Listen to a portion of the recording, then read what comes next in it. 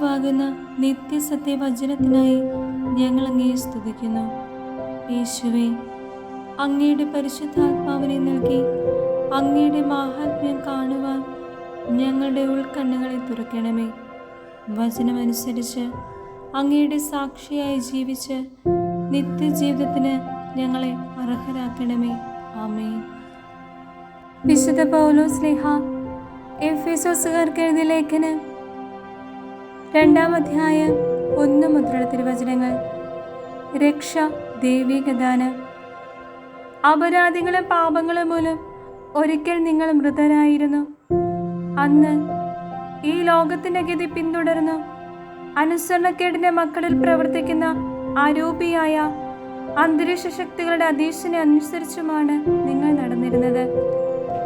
അനുസരണക്കേടിന്റെ ഈ മക്കളോടൊപ്പം ഒരു കാലത്ത് നമ്മളും ശരീരത്തിന്റെയും മനസ്സിനെയും അഭിലാഷങ്ങൾ സാധിച്ചുകൊണ്ട് ജഡമോഹങ്ങളെ ജീവിച്ചു. നമ്മളും മറ്റുള്ളവരെ പോലെ സ്വഭാവേന ക്രോധത്തിന്റെ മക്കളായിരുന്നു. എന്നാൽ നമ്മൾ പാപം വഴി മരിച്ചവരായിരുന്നിട്ടും കരുണാസമ്പന്നനായ ദൈവം നമ്മോട് കാണിച്ച മഹത്തായ സ്നേഹത്താൽ ക്രിസ്തുവിനോടുകൂടി നമ്മെ ജീവിപ്പിച്ചു. കൃപയാൽ നിങ്ങൾ രക്ഷിക്കപ്പെട്ടു. യേശു ക്രിസ്തുവിനോടുകൂടി അവിടുന്ന് നമ്മെ ഉയർപ്പിച്ച് സ്വർഗത്തിൽ അവനോടുകൂടി ഇരുത്തുകയും ചെയ്തു.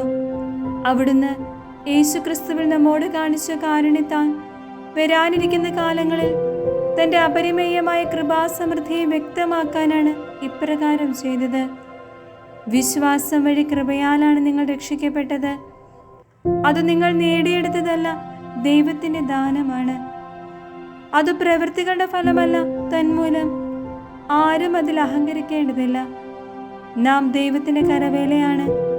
നാം ചെയ്യാൻ വേണ്ടി ദൈവം മുൻകൂട്ടി ഒരുക്കിയ സൽപ്രവൃത്തികൾക്കായി യേശു ക്രിസ്തുവിൽ സൃഷ്ടിക്കപ്പെട്ടവരാണ്. എല്ലാവരും ക്രിസ്തുവിലൊന്ന്.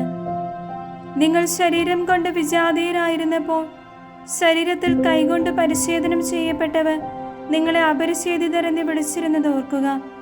അന്ന് നിങ്ങൾ ക്രിസ്തുവിനെ അറിയാത്തവരും ഇസ്രായേൽ സമൂഹത്തിൽ നിന്ന് അകറ്റപ്പെട്ടവരും ഉടമ്പടിയുടെ വാഗ്ദാനത്തിന് അപരിചിതരും പ്രത്യാശയില്ലാത്തവരും ലോകത്തിൽ ദൈവവിശ്വാസമില്ലാത്തവരായിരുന്നു എന്ന കാര്യം അനുസ്മരിക്കുക.